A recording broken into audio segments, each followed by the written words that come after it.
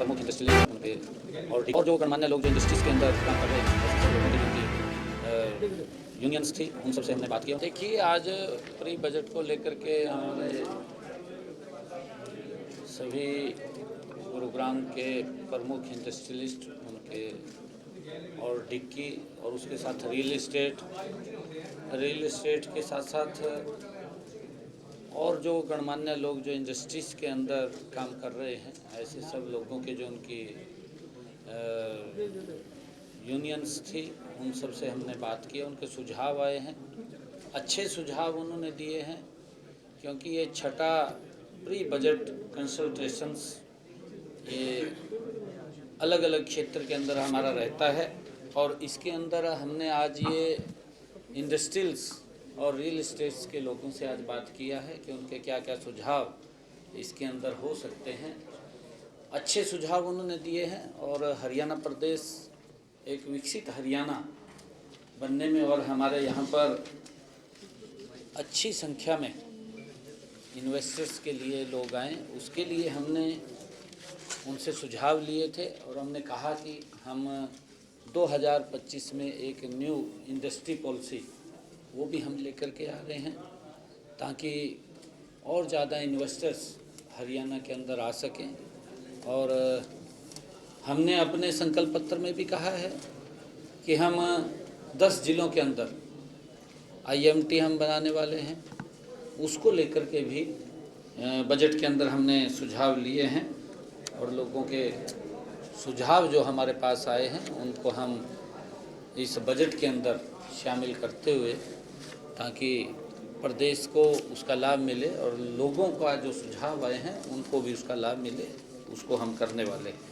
सब प्रधानमंत्री नरेंद्र मोदी ने देश के किसानों को तोहफा दिया है, हरियाणा के किसानों को। हाँ, कल 9 वर्ष के ऊपर देश के यशस्वी प्रधानमंत्री नरेंद्र मोदी जी ने, क्योंकि आज तक इस प्रकार की, क्योंकि मैं ये मानता हूँ एक्चुअल में कांग्रेस पार्टी ने किसानों के साथ धोखा किया है, कांग्रेस पार्टी ने किसानों का शोषण किया है और हम ये मानते हैं कि कांग्रेस के समय के अंदर हमारे जो उर्वरक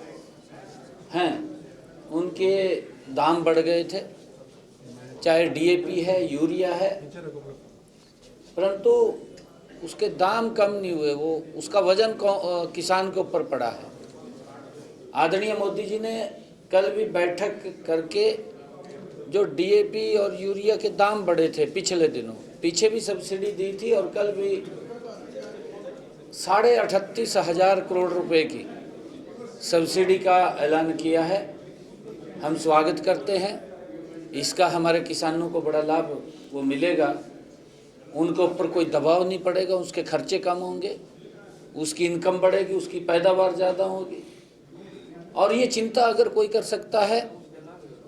तो नरेंद्र मोदी जी जैसा व्यक्ति ही चिंता कर सकता है कि हमारा किसान सशक्त और मजबूत होना चाहिए।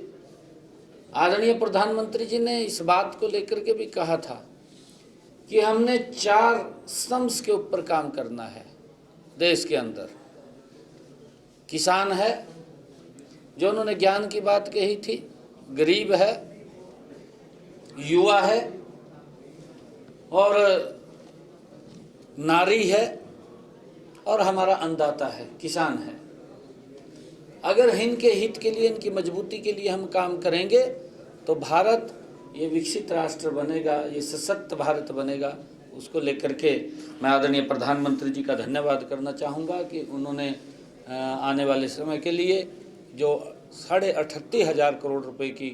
इस उर्वरक पदार्थों के ऊपर जो हमारा यूरिया और DAP है उसके ऊपर सब्सिडी दी है, उसके लिए हम धन्यवाद करते हैं और हमारे किसानों को इसका देश के अंदर बड़ा लाभ मिलेगा। किसान नेता डल्लेवाल लगातार अनशन में बैठे हुए हैं, सुप्रीम कोर्ट कह चुका है कि अनशन छुड़वाना है और कल पंजाब पुलिस भी पहुंची, लेकिन उसके बावजूद अनशन नहीं छूटा, क्या कहना चाहेंगे? माननीय सुप्रीम कोर्ट ने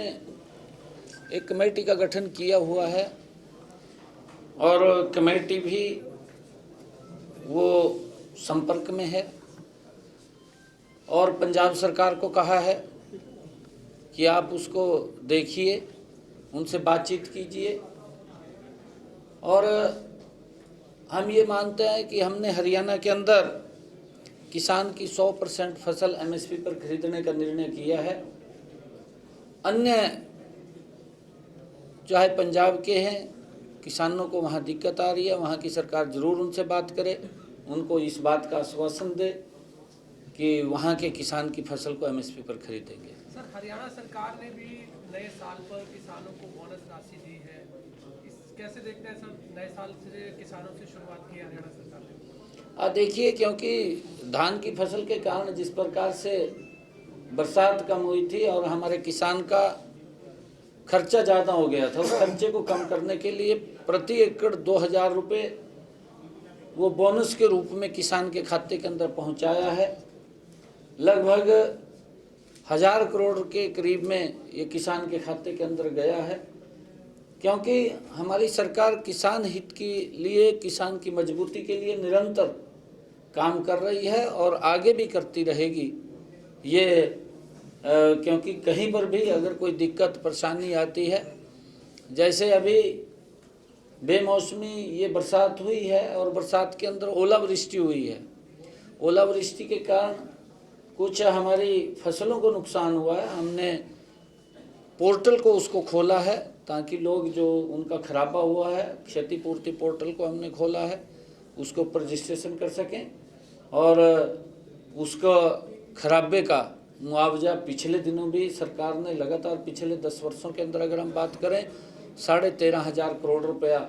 किसान के खाते के अंदर हमने उनके खराबे का पहुंचाया है। और आगे भी अगर इस प्रकार की कोई